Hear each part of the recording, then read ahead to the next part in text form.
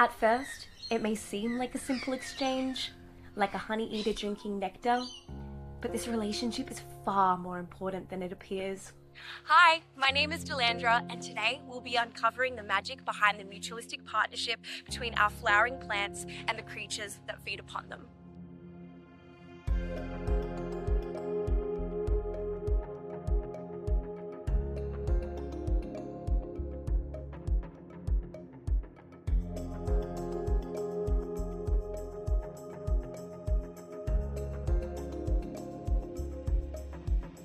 It's a partnership that keeps ecosystems balanced, plant populations thriving, and biodiversity alive.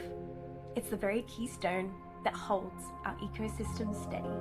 We'll explore how native flora and fauna have evolved together through a process called co-evolution, and we'll look at how these interactions benefit each other on both sides. And hopefully this will inspire you to go and plant some native species. But first, let's take a walk down memory lane.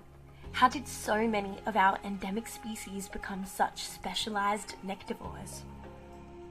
The journey began approximately 40 million years ago, when the great landmass we now call Australia completely separated from the supercontinent Gondwana.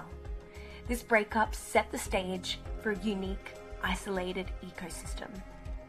Australia began a slow but significant drift north, and before it settled, massive flooding events created temporary islands within the landmass for long periods, which is evident in the marine fossils found in the middle of the outback.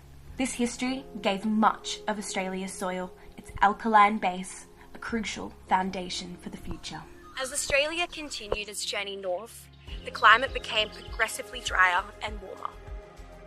The lush, tropical Gondwana rainforests, whose remnants still exist, like the magnificent Daintree, began to recede.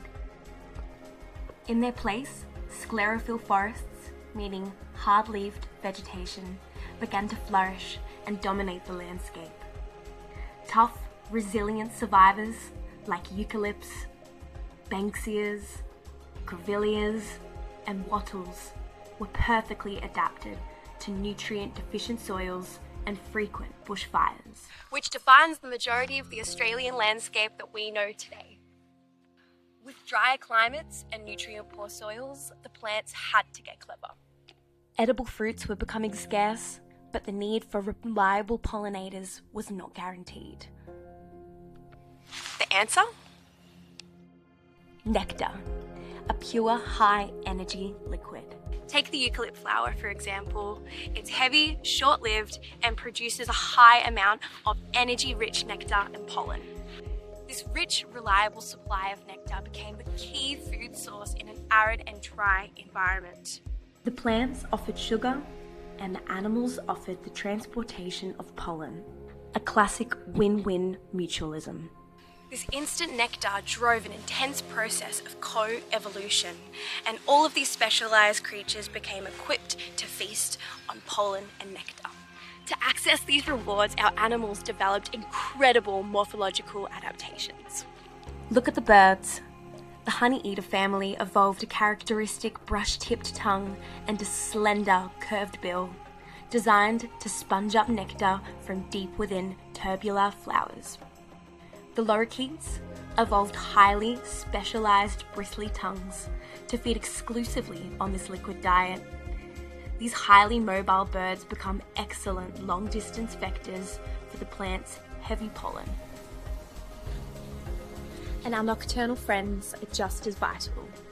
Nocturnal nectivores, such as the sugar glider, the eastern pygmy possum, the common ringtail possum, and the greater glider. The flying foxes are the true super pollinators. They cover vast distances and are critical for pollinating the large, highly rewarding flowers of many eucalypts. Their furry bodies are perfect for spreading pollen. But we also can't forget our specialized native bees, like the blue-banded bee, who also travel long distances, and their vibrating bodies help release pollen. Nectar-dependent species are crucial because most sclerophyll plants evolved heavy and sticky pollen that cannot be effectively carried by wind. Which means our plants are completely reliant on animals for reproduction. To ensure a visit, the plant must offer a massive reward, and this is called the flying petrol station strategy that lots of plants evolve. A large, mature flower head provides enough pure, high-octane energy for a highly mobile animal, like a flying fox, to feed heavily and travel long distances. Producing a giant flush of nectar-rich flowers instantly attracts nomadic feeders, like the critically endangered regent honeyeater, who can rapidly disperse that heavy pollen all over vast places. So why is this mutualism so important? Well, if our specialised pollinators disappeared, the plants would fail to reproduce, leading to a decline in their numbers. This is a keystone interaction where a single loss would have a cascading effect on the entire food web. Animals that rely on the flowers, fruits, or leaves would all suffer. Nectar and pollen are essential for the survival of many endangered species, such as our regent honeyeater, the swift parrot, and the grey-headed flying fox. But there is also good news that is found in our suburbs. Generalised species are thriving in urban areas, sometimes at higher densities than in native forests, due to the increased availability of nectar in gardens. Studies show the rainbow lorikeet and musk lorikeet are found in significantly higher densities in suburban landscapes because our gardens provide a constant, year-round supply of nectar.